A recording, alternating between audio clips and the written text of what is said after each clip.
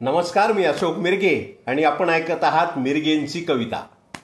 सध्या सोशल मीडियावर या 2-4 दिवसामध्ये एका महाराजाबद्दलचा विषय अत्यंत गाजू लागलाय. त्याच्यावर हजारो कमेंट येऊ लागल्या. कोणत्या चांगल्या कमेंट आहेत, कोणत्या वाईट कमेंट आहेत. आणि हाच विषय घेऊन मी आपल्यासमोर आज भाष्य करणार आहे.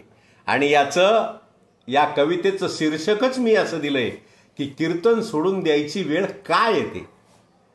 कीर्तन सोडून द्यायची वेळ काय येते, किमान तसं म्हणायची तरी वेळ काय येते, आहे का नाही. सध्या वारकरी संप्रदायातल्या काही लोकांचा कीर्तन नावाचा धंदा झालाय. परमार्थाची त्यांचं काही देणं घेणं नाही. आमच्या लहानपणी जे महाराज लोक आम्ही पाहिले, जे वारकरी आम्ही पाहिले, जे कीर्तनकार आम्ही पाहिले, त्यांचे विचार आमच्या मनावर बिंबवल्या गेले. ते कीर्तनकार खरंच निस्वार्थी होते. त्यांना कशाचीही अपेक्षा नव्हती. फक्त कीर्तन करायचं, परमार्थाच्या 4 गोष्टी सांगायच्या आणि अन्न वस्त्र निवारा याच्यावर त्यांनी समाधान मानायचं. आज कीर्तनाचे भाव कुठल्या टोकाला गेलेत. सोन्याला सुद्धा कीर्तनाच्या भावानं मागं टाकलंय.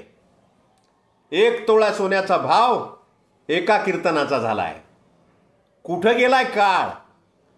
काय बघणार आहोत अजून आपण? काय कोणते महाराज असून असे जन्माला येणार आहेत की ज्यांनी फक्त आणि फक्त धंदा म्हणून कीर्तन करणं सुरू केलंय? काय म्हणावं या महाराजाला? काय म्हणावं त्यांच्या वृत्तीला? काय म्हणावं त्यांच्या विनोदाला? काय म्हणावं त्यांच्या नकलाला? काय म्हणावं त्यांच्या गादीला? काय म्हणावं त्यांना? सांगा, बोला. लोक जे कमेंट करायलेत ते काही दूध खोळे आहेत का, वेडे आहेत का? मला एका महाराजांनी कमेंट केली ज्यावेळेस माझी ही कविता दैनिक दिव्य लोकप्रमाणे प्रसिद्ध केली आज, त्यावेळेस मला महाराजाची कमेंट यावी की तुम्ही निर्बुद्ध आहेत म्हणून. अरे वा, 4 अभंग पाठ केले आणि 4 कीर्तन पाठ केले म्हणजे तुम्ही फार बुद्धिवान झाले का? कुठं सांगितलंय? कोणत्या गाथ्यात सांगितलंय? कोणत्या महाराजांनी, कोणत्या संतानं सांगितलं की तुम्ही कीर्तनाचे भाव ठरवा म्हणून आणि पैसे घ्या म्हणून आणि लोकांचेच पैसे घेऊन लोकाला शिव्या द्या म्हणून? कुठं सांगितलंय? आणि म्हणून आजचा हा विषय मी आज घेतलेला आहे. करा कमेंट तुम्हाला किती करायच्यात ते. अहो महाराज, लोकांच्या बगल बच्चांचे फोन यायलेत धमक्यांचे. मग हे महाराज आहेत की गुंड आहेत? आत्ता मी एका सामाजिक कार्यकर्त्याचा फोन ऐकला. महिला कार्यकर्ती आहे तिची व्हायरल झालेली फोनची क्लिप ऐकली. त्याला तो महाराजाचा गुंड दटवायला त्या बाईला. तुम्ही असं कसं बोलले महाराजाच्या विरुद्ध? वा, इथपर्यंत मजल गेली. आणि ही कशामुळे जाती मजल? कशामुळे जाती? ज्यावेळेस पैसा स्वतःकडे जास्त होतो त्यावेळेस हा माज येतो. ज्यावेळेस कमी श्रमात मिळालेला पैसा जास्त जवळ येतो त्यावेळेस हा उन्माद येतो, हा माज येतो. आणि म्हणूनच संतांनी सांगितलेलं आहे की जोडून या धन उत्तम व्यवहारे, उदास विचारे वेच करी. तुम्ही पैसा कमवा. नकला करून कमविलेला पैसा म्हणजे उत्तम व्यवहार नाहीये. अहो, कीर्तनाचा अर्थ काय त्या? तुम्ही जर घोडे लावायची भाषा कीर्तनात करत असताल, तुम्ही जर कीर्तनात शिव्या देत असताल, कीर्तनात लैंगिकतेचा विषय आणत असताल, कीर्तनात कोणत्या वारी कुठं समागम केल्यानंतर पोरग होतं का पोरगी होती? अरे काय हे? काय हे अभंग सोडवायलेत का तुम्ही? काय करायलेत? काय करायलेत तुम्ही? आणि मग तुम्हाला कुणीच बोलू नये, तुम्हाला साधी कमेंटही करू नये आणि तुम्ही तुमचा संताप करून घ्यावा की आम्ही कीर्तन सोडून देऊ. अहो, रामकृष्णही आले गेले त्यावेळी जग का ओसच पडले. कोणा वाचून कुणाचं राहत नाही महाराज, नाही राहत. सोडून द्या कीर्तन. कोणाचं राहतंय का बघा. आणि सोडून देऊ म्हणणं सोपं नसतं. बघू सोडून देतात का ते? रोजचा हिरवा दांड मळ्याचा पाणी चालू आहे, कसा मळा पडीक टाका वाटेल? सांगा ना तुम्ही. कसं सोडून द्यावं वाटेल कोणाला? बघा सोडून सुटतोय का ते? आणि मग लोकांनी सोडू दिलं नाही हो, काय सांगावं.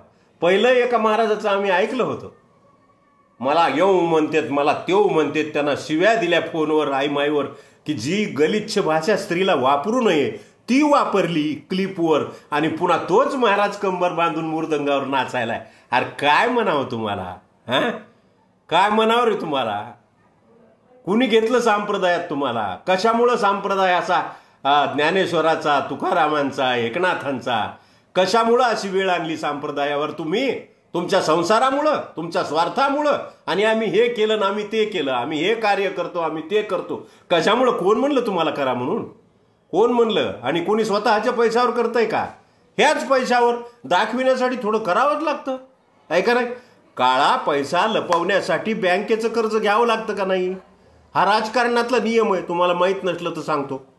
एखादा प्रकल्प उभा करायचा आहे, 2 प्रकल्प एवढे पैसे जवळ, पण उभा कसा करायचा? मग बँकेचं कर्ज घ्यावं लागतं दाखविण्यासाठी.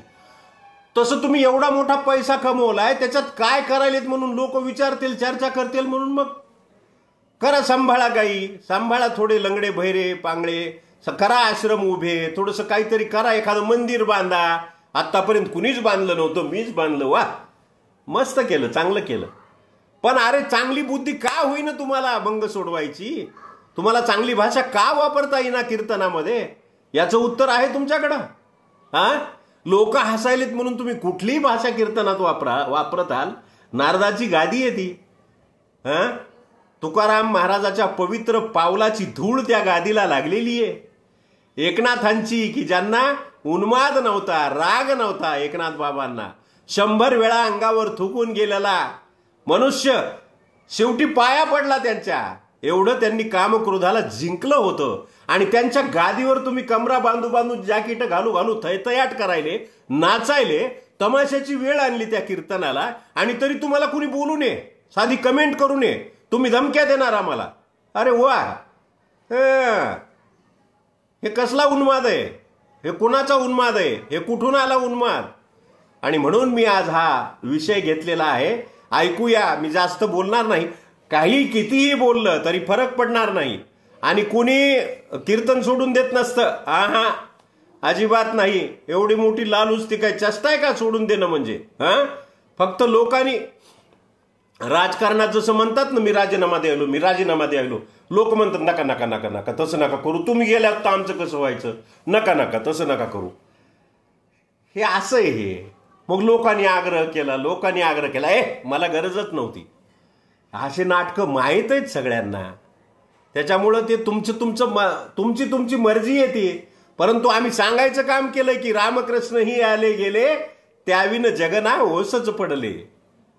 जन पळभर म्हणतीला हाय हाय, तू जाता राहील कार्य काय. अहो आम्ही गेलोत वरी तरी आमचं काही राहत नाही, तर तुम्ही नुसतं सोडून दिल्यानं राहणार आहे का? नाही राहत. संप्रदाय बंद पडत नाही. आणि येता नाही कुणी या म्हणलं नव्हतं या संप्रदायात, जाता नाही कुणी जा म्हणणार नाही. सकळाशी येथे आहे अधिकार, कलियुगी उद्धार हरीच्या नामे. आहे का नाही? सगळ्यांना अधिकार आहे. त्याच्यामुळं तुम्ही कुणी या, इच्छा असली तर राहा, गोड वाटलं तर जायचं तर जा. संप्रदायाला काही फरक पडत नाही. ऐकूया कीर्तन सोडून द्यायची वेळ काय येते. वरून अष्टगंध बुक्का लावला तरी आतलं रूप लपत नसतं. वरून अष्टगंध बुक्का लावला तरी आतलं रूप लपत नसतं. आणि म्हणूनच आपलं बेगडी कीर्तन पांडुरंगाला खपत नसतं. म्हणूनच आपलं बेगडी कीर्तन पांडुरंगाला खपत नसतं. देवाचे नाव घेऊन लोकांच्या पैशावर उधळपट्टीने जो वागत असतो, देवाचं नाव घेऊन लोकांच्या पैशावर उधळपट्टीने जो वागत असतो, कीर्तनात घोडे लावायची भाषा केली की स्वतःलाही घोडा लागत असतो.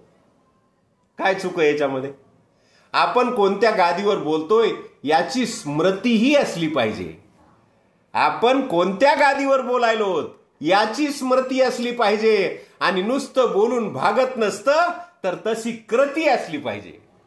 लोक हसतात म्हणून कीर्तनाचाच ज्यांनी तमाशा करून टाकलाय, लोक हसतात म्हणून कीर्तनाचा ज्यांनी तमाशा करून टाकलाय, आता लोकच म्हणतात अशा महाराजांना आधी संप्रदायातून हाकला.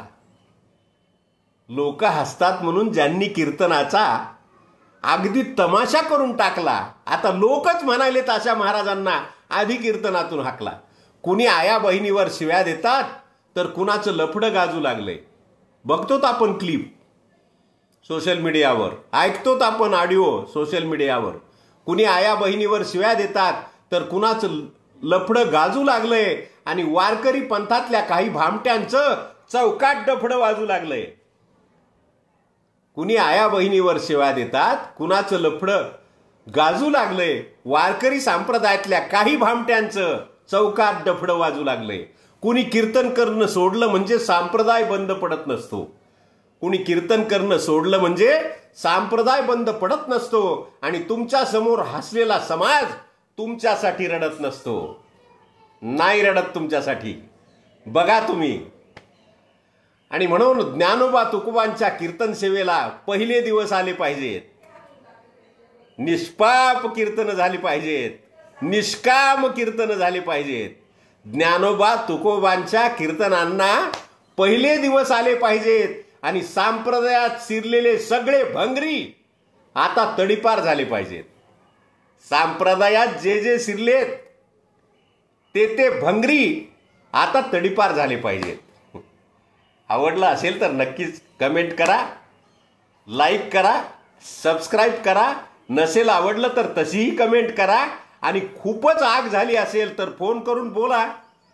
आहे का नाही. महाराज लोक अंगावर घालायलेत लोक फोन करून. त्यालाही तयारी आहे. सकळाशी येथे आहे अधिकार. सगळ्यांना अधिकार दिलाय घटनेनं आपलं मत व्यक्त करायला. हे माझं कवितेतलं मत, माझं वैयक्तिक मत आहे आणि मी त्याच्यावर ठाम आहे. धन्यवाद. पुन्हा एखादा नवीन विषय घेऊन मी आपल्यासमोर येईल.